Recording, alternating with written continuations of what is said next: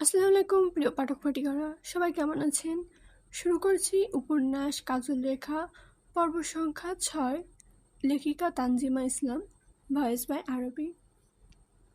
আধার গাড়ির সাথে হেলান দিয়ে দাঁড়িয়েছিল, ওর চোখে সানগ্লাস। একটু আগেই সব ইম্পর্টেন্ট কাগজপত্র জমা দিয়ে এসেছে ও। চাঁদনিকে বলেছে কলেজ ক্যাম্পাসের একটি চক্কর দিয়ে আসতে। যেহেতু আর কয়েকদিন পরই ও এই কলেজে আসতে হবে, তাই আগেভাগে চিনে রাখা ভালো না? চাঁদনি ঘুরে ঘুরে দেখছিল সব কিছু। আদার বেরিয়ে এসেছে, এভাবে ওর সাথে সাথে বেড়ানো নিহাতি তার কাছে মন্দ লাগছিল। তার চেয়েও একা থাকলে চাঁদনি আরও ভালোভাবে ঘুরতে পারবে। আধার তাকিয়ে আছে গেটের দিকে, অপেক্ষা করছে চাঁদনির বেরিয়ে আসার। চাঁদনি আসে না, তবে গেট দিয়ে সাবিহা বের হলো। আধারকে দাঁড়িয়ে থাকতে দেখে ওর কাছে এগিয়ে এলো। আধার সোজা হয়ে দাঁড়ালো, কিছু বলবে তার আগে ওর বন্ধুগুলো কোথা থেকে টপকে পড়লো সেখানে। আধার অবাক হয়ে বলল, তোরা এখানে? সবাই চিল্লানি দিল আধার আর সাবিয়াকে একসাথে দেখে। দুজন সামনাসামনি দাঁড়িয়েছিল। আধার সাফাই গিয়ে বলল, আশ্চর্য, এমন করছিস কেন? আমান বলল, আধারের বাচ্চা, তোর না ঘরে বউ আছে? সাবিহার সাথে এখানে কি করছিস তুই? পরেও কি করছিস দুজনে? আধার চোখ পাকিয়ে বলল, জুদা মারবো জানোয়ার, ক্যারেক্টারলেস মনে হয় আমাকে? আমি মাত্রই দেখলাম ওকে, কথা বলার সময়টা পর্যন্ত দিলি না তোরা, তার আগে চিল্লানো শুরু করলি। পাগল ছাগলের দল। রাকিব চোখ ছোট ছোট করে তাকালো ওর দিকে, সন্ধিহান কণ্ঠে বলল, আমরা না হয় পাগল, কিন্তু তুই সত্যি করে বলতো, তুই এখানে কেন এসেছিস? সিটি কলেজে কি কাজ তোর? ভাই, কলেজে তো কেউ একা নাচতে আসে না, নিশ্চয়ই কোনো কাজ ছিল, তাই এসেছি। বাহ, যে সাবিয়ার কাজ পড়লো এখানে, অমনি তোরও কাজ উদয় হয়ে গেল কোথা থেকে? সাবিয়া তো শুধু আমাদেরকে ডেকেছিল, তোকে তো ডাকেনি। সুতো বানিয়ে আসতে হতো তাই না? স্বীকার কর, এখনো ওর প্রতি ছুকছুকানি থেকে গেছে তোর। বলদ মনে হয় আমাদেরকে? আধার অতিষ্ঠ হয়ে বলল, তোরা বলদি? কি বলছিস? কথার আগামাথা কিছুই বুঝতেছি না। পরক্ষণে সাবিহার দিকে তাকিয়ে বলল, এ সাবিহা, তোর কি কাজ রে এখানে? তুই এখানে কেন ডেকেছিস ওদেরকে? সবাই উল্টোপাল্টা ভাবছে, প্লিজ ব্যাপারটা ক্লিয়ার কর, বল যে আমি তোর জন্য আসিনি এখানে। সাবিহারও মনে হচ্ছে আধার ওর জন্য এখানে এসেছে।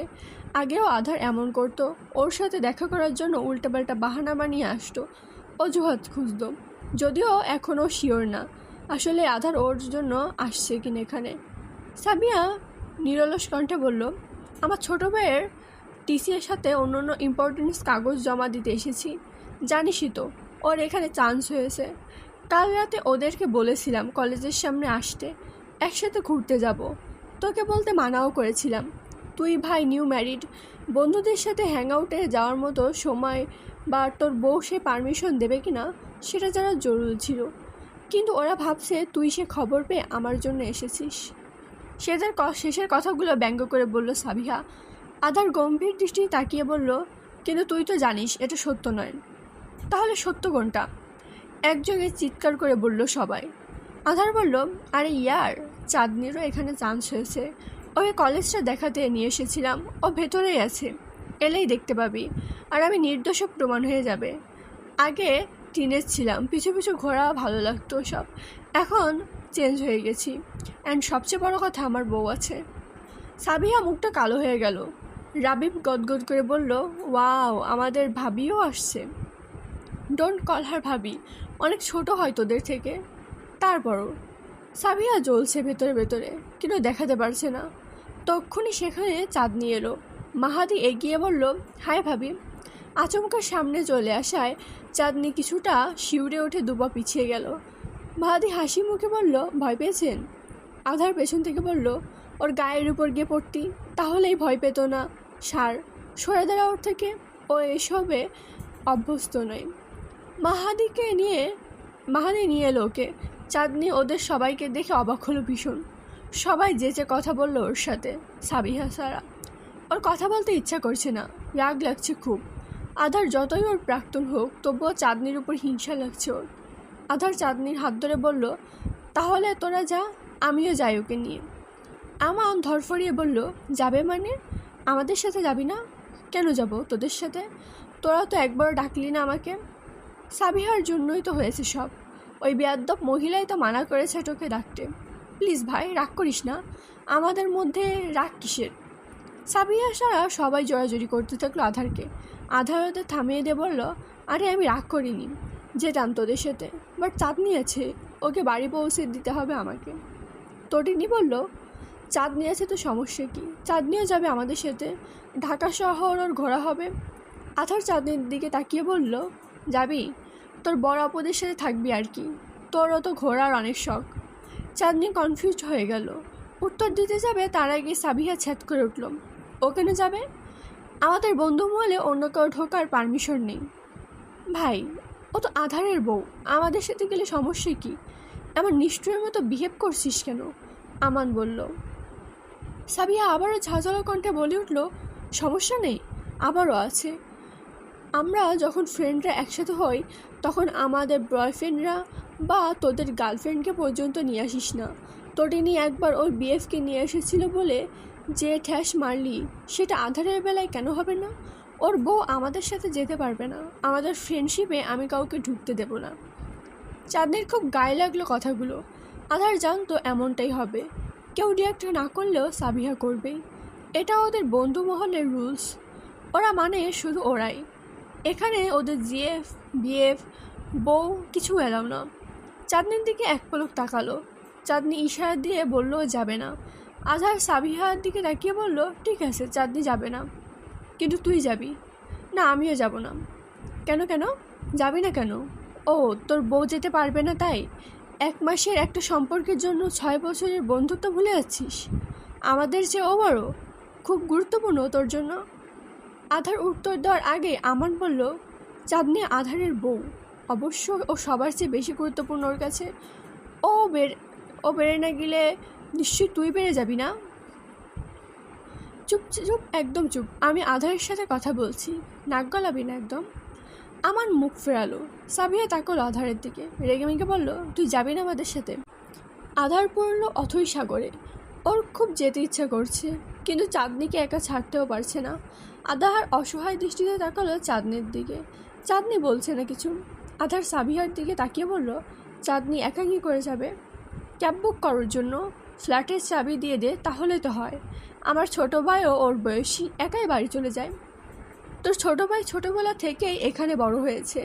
চাঁদনি এখানকার কিছুই চেনে না। ওর গ্রামে ওর ছোটো ভাইকে নিয়ে ছেড়ে দিলেও সে অসহায় হয়ে পড়বে। সেও অসহায় হয়ে পড়বে। সাবিহা মুখ পাকালো। আধার অবশেষে সাবিহার কথা মেনে নিল। সিদ্ধান্ত নিল সে ওদের সাথেই যাবে, চাঁদনিকে গাড়িতে উঠিয়ে দিবে। ওর বন্ধুদের ছাড়তে পারবে না। ওর মন মানছে না ফ্ল্যাটে চলে যেতে। ওদের সাথে একটা হ্যাং আউট মিস দেওয়া মানে আধারের অনেক কষ্ট। চাঁদনি তো বাচ্চা না, কলেজের দূরত্ব আর অ্যাপার্টমেন্ট থেকে বেশি দূরে নয়। চাঁদনিকে জিজ্ঞেস করলো একা যেতে পারবে কিনা। চাঁদনি বলল, পারবে। আধার সিএনজি দাঁড় করালো ওর জন্য। চাঁদনি উঠে বসলো গাড়িতে। আধার নিজের অ্যাপার্টমেন্টের ঠিকানা বলে দিল ড্রাইভারকে, সাথে ভাড়াও দিয়ে দিল। আবার চাঁদনির কাছে গিয়ে ওর মাথায় হাত বুলিয়ে দিয়ে বলল, সাবধানে যাস। সরি বাচ্চা, আমি চলে গেলে ওরা রাগ করবে। চাঁদনি মলিন হাসে ওর দিকে তাকিয়ে গাড়ি ছেড়ে দেয়। আধার তাকিয়ে থাকে গাড়িটির দিকে, যতক্ষণ পর্যন্ত দেখা যায় ততক্ষণ তাকিয়ে থাকে। চাঁদনি অদৃশ্য হয়ে যায় আধারের চোখের দৃষ্টি সীমানা থেকে। মনমরা হয়ে বসে আছে গাড়িতে চাঁদনি। কিছুক্ষণ পর পর বারংবার চোখ মুছছে। ওর খুব কান্না পাচ্ছে। আকিব শিকদারের কথা মনে পড়ছে ভীষণভাবে। মানুষটা কোনোদিন ওকে একা ছাড়তো না। চাঁদনি হাই স্কুলে ওঠার পর থেকে সে সঙ্গে করে নিয়ে যেত ওকে। বলতো তার মেয়েটা খুব নরম, ননির পুতুল, একা একা কোথাও যেতে পারবে না, যদি হারিয়ে যায়। আকিব শিকদার কী করে বাঁচবে? অথচ তার মেয়েটাকে ওই মানুষটা একা ছেড়ে দিল, যাকে ওর বাবা বিশ্বাস করে ওর দায়িত্ব দিয়েছিল। এই বিশাল শহরে যার উপর ভরসা করে ওকে পাঠিয়েছিল, সে একবারও চাঁদনির পরোয়া করলো না। চাঁদনি খুব অসহায় হয়ে আসতে পারবে বলেছিল, কারণ আধার চাচ্ছিল চাঁদনি একথা বলুক আর চাঁদনিকে একা পাঠিয়ে দিবেও। চাঁদনি চায়নি ওর উপর বোঝা হতে, তাই একা আসতে ভয় লাগবে জেনেও হ্যাঁ বলতে বাধ্য হয়েছে। আধার ওকে কতটা অসহায় বানিয়ে দিয়েছে। নিজে তো কথা শোনাই, এখন বন্ধুদের দিয়েও কথা শোনাচ্ছে। কোলের উপর রাখা ব্যাগটা শক্ত করে চেপে ধরল চাঁদনি। আধারের বন্ধুগুলোকে দেখে এখন ও রিয়েলাইজ করতে পারে কেন আধার ঢাকায় আসার পর এতটা বদলে গেছে। ঢাকা বড় শহর হলেও এখানকার মানুষগুলোর মনগুলো ছোট, বড় নিষ্ঠুর। চাঁদনির খুব করে একটা সাহারা প্রয়োজন। ও একা পারছে না। ও কখনো একা হাঁটতে শেখেনি, একা কোথাও যায়নি। সারা জীবন ওর বাবা ওর সাথে ছিল। কেন ওকে বিয়ে দেওয়ার সময় মানুষটা ওর কথা একবারও ভাবলো না? অ্যাপার্টমেন্টের সামনে গাড়ি থামতেই চাঁদনির ভাবনা সুতো কাটে। ধীর পায়ে গাড়ি থেকে নামলো। গেট দিয়ে ঢুকতে দারোয়ান দেখলো ওকে। কেমন করে যেন তাকালো ওর দিকে। তাকানোর ধরন থেকে চাঁদনির গায়ে কাটা দেয়। ওড়নার কোনো হাতের মুঠোয় চেপে ধরে। নিজেকে ওড়নার আড়ালে আরেকটু ভালো করে আবৃত করেও। চাবি দিয়ে দরজা খুলে ঢোকে ফ্ল্যাটে। তক্ষুনি চ্যাম্প দৌড়ে এসে ওর সামনে দাঁড়ায়। হাঁটু মুড়ে লেজ নেড়ে ওকে স্বাগতম জানায়। চাঁদনি মলিন হেসে হাত বুলিয়ে দেয় ওর গায়ে। এ কয়দিনে ভালোই বন্ডিং হয়েছে ওর সাথে। চাঁদনি এখন আর ভয় পায় না ওকে। চাঁদনি গিয়ে ক্লান্ত ভঙ্গিতে বসলো সোফার উপর। ড্রয়িং রুমটা অন্ধকার। জানলাগুলোর উপর পর্দা টানা। দিন না রাত বোঝাই যাচ্ছে না। চাঁদনি সিলিংয়ের দিকে তাকালো। অপলক তাকিয়ে চোখের কর্নিশ পেয়ে পানি গড়াতে লাগলো। চ্যাম্প লাফিয়ে লাফিয়ে ডাকতে লাগলো ওকে। চাঁদনিকে কাঁদতে দেখে উতলা হয়ে উঠল। চাঁদনি মাথা তুলে তাকালো ওর দিকে। হাত বাড়িয়ে কাছে ডাকলো ওকে। চ্যাম্প এগিয়ে এসে দুপা তুলে দেয় ওর হাঁটুর উপর। চাঁদনি শক্ত করে জড়িয়ে ধরল ওকে। ফুফিয়ে ফুফিয়ে কাঁদতে কাঁদতে বলল, হেই, তুমি আমার কথা ভাবছো চ্যাম্প? আমাকে কাঁদতে দেখে তোমার কষ্ট হচ্ছে? আমার কথা কেউ ভাবে না জানো। আমাকে ওরা মানুষ বলে মনে করে না। আমাকে কেউ ভালোবাসে না চ্যাম্প। আমার খুব কষ্ট হয়। চ্যাম্প করুণ স্বরে ডেকে উঠল। কি যে বোঝাতে চাইলো চাঁদনি বুঝলো না। চাঁদনি হেসকে তুলল। ও শুধু কাঁদার জন্য একটা কাঁধের দরকার ছিল। খুব একা। ওকে কাঁদতে দেখে সান্ত্বনা দেওয়ার মতো কেউ নেই। চ্যাম্প ওর পুরো পুতুলের মতো দেহটাকে দিয়েছে যাকে ধরে চাঁদনি কাঁদতে পারে। অনেকটা সময় কেটে যাওয়ার পর চাঁদনি ছাড়লো ওকে। দু হাতে বাচ্চাদের মতো করে চোখ মুছলো। বিড়বিড় করে বলল, আধার ভাই, খুব কি দরকার ছিল আমাকে এভাবে ভাঙার? আমি তো তোমার শত্রু বা প্রতিদ্বন্দ্বী নই। আমার প্রতি কিসের এত আক্রোশ তোমার? কেন তুমি আমাকে মানুষ বলে মনে করো না? সহ্য না হলে দূরে থাকো, আবার কাছে এসে ভালোবাসা দেখাও কেন? আমি তো দেখতে চাই না। তোমাকে ছাড়ার ক্ষমতা আছে আমার, কিন্তু তোমার এভাবে গিরগিরির মতো রং বদলানো মেনে নেওয়ার ক্ষমতা আমার নেই। বহু বছর ধরে কথার আগুনে জ্বলে আসা অঙ্গ আমি। আমাকে এভাবে ধ্বংস করার যুদ্ধে নেমো না। আমি হেরে যাচ্ছি।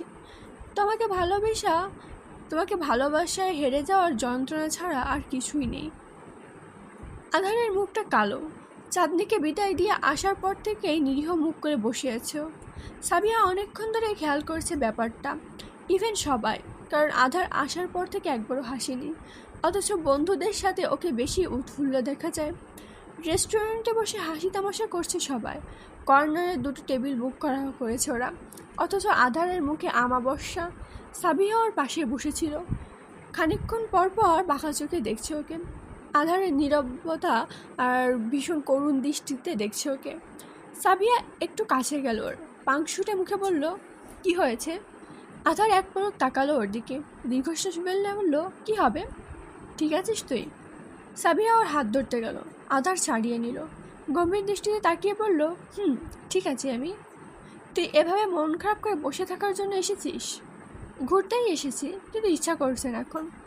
কেন ইচ্ছা করছে না? জানি না, বাসায় চলে যাব। বউয়ের জন্য মন পড়ছে বুঝি? ব্যঙ্গ করে বলল সাবিহা। আধার চিবিয়ে চিবিয়ে বলল, যেটা ভাবিস। সাবিয়া জ্বলে উঠল। সবার দিকে তাকিয়ে দেখলো ওরা দুজন বাদে সবাই নিজেদের মধ্যে গল্পে মশগুল। ফিসফিস করে বলল, বাহ, বিয়ের 1 মাসও হলো না, তাতেই অবস্থা? বউ পাগল হয়ে গেছিস?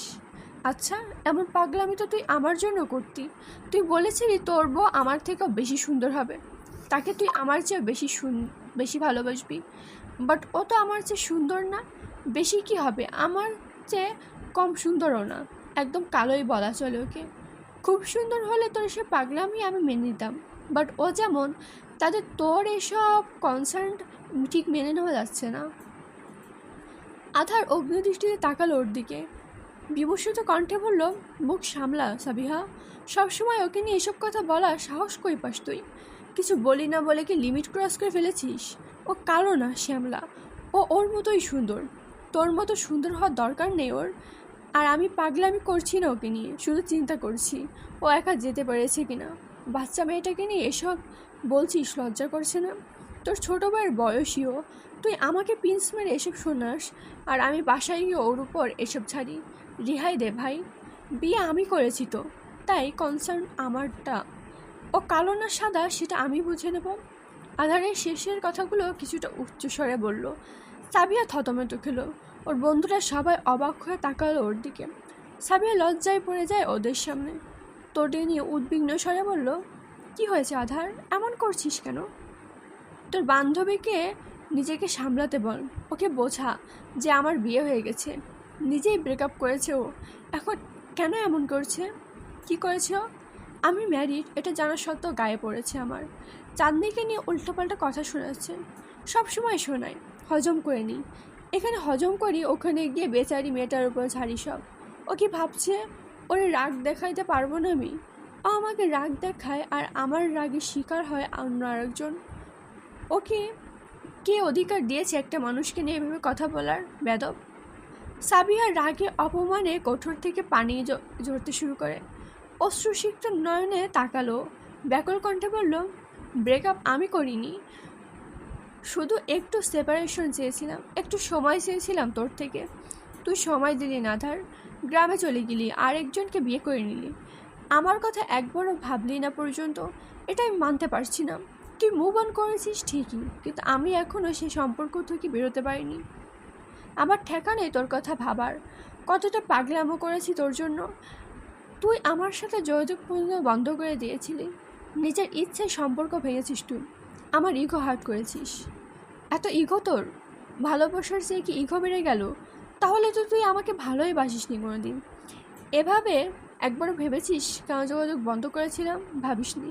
শুধু তোর সাথে না, সবার সাথে দূরত্ব তৈরি করে নিয়েছিলাম। আমি কতটা মেন্টাল ডিপ্রেশন, ফ্যামিলি প্রবলেমের মধ্যে দিয়ে যাচ্ছিলাম একবার জানার চেষ্টা করেছিস?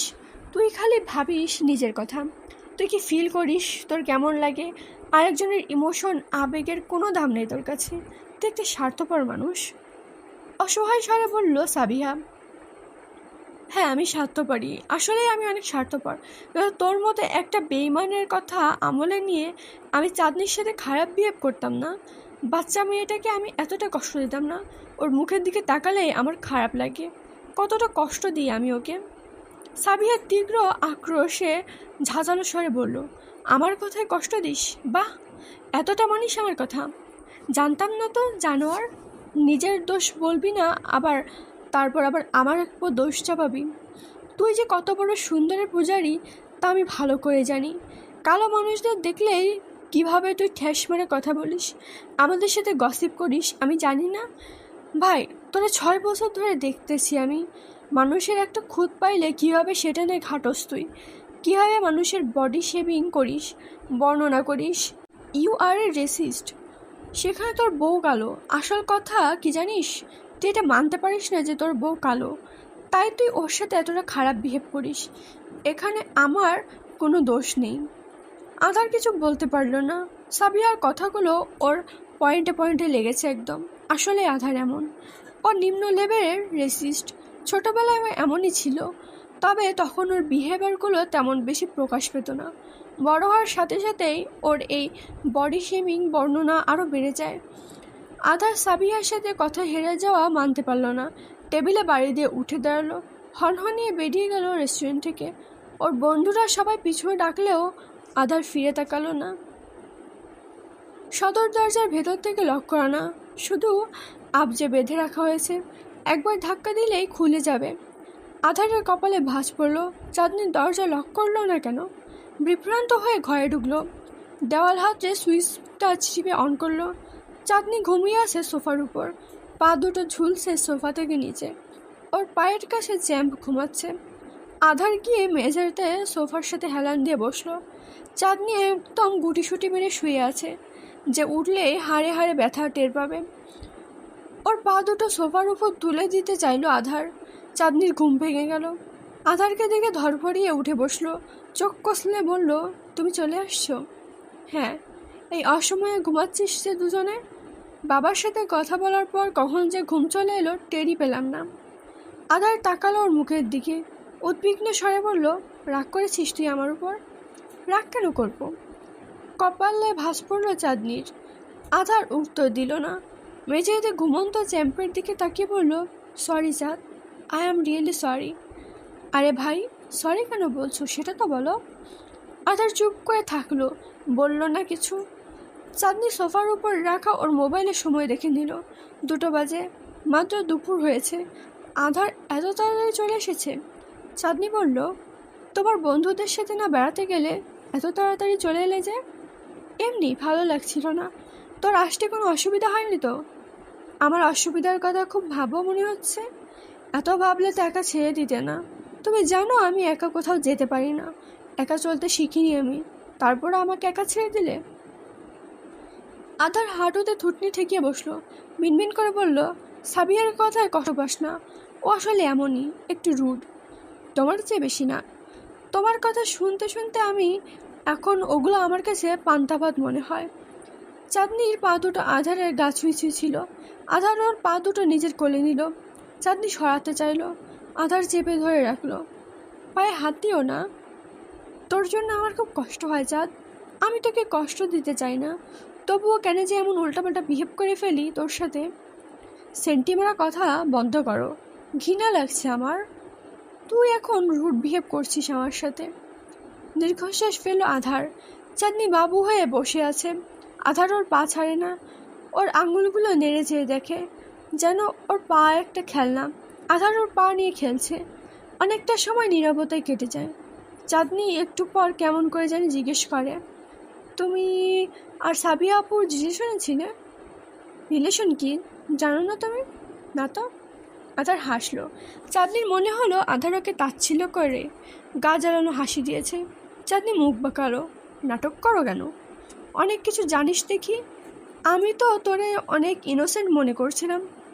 বাচ্চা নই আমি, বড় হয়েছি অনেক। এসব তো এখন নর্মাল। বাহ বাহ, নর্মাল এখন? তা কত বড় হয়েছেন আপনি? রিলেশন জানেন, রিলেশনের যুগে নর্মাল সেটাও জানেন, খুব পেকে গেছেন। গ্রামে তো এসব নর্মাল না। ইন্টারনেট তোকে একদম বরবাদ করে দিয়েছে। শুনেছিলাম ক্লাস 6-এ থাকতে অ্যান্ড্রয়েড পেয়েছিস, এসব শিখেছিস তাই না? পিঞ্চে মারছো কেন? তোমার মতো বরবাদ হয়নি অন্তত। আধার হাসলো, চিবুক নামিয়ে বলল, আচ্ছা চাঁদ, তোর কেন মনে হলো আমি আর সাবিহা রিলেশনে ছিলাম? জানি আমি হঠাৎ মাথায় আসলো তাই বললাম। ওকে নিয়েই কেন? তোকে নিয়েও তো আমার ফ্রেন্ড, ওর কথা তো বললি না। সাবিহাই কেন? কেমন করে দেখছিল আমাকে, অতপর ওই রকম বিহেভ করলো। ওনার তোমার কথায় জেলাস খুঁজে পেয়েছিলাম, তাই আর কি। তোর কমন সেন্স খুব ভালো, তুই অনেক ট্যালেন্টেড চাঁদ। দেখিস তুই একদিন অনেক সাকসেসফুল হবি। চাঁদনি চুপ করে থাকে, একটু পর জিজ্ঞেস করে, তুমি সাবিহাবুকে ভালোবাসো?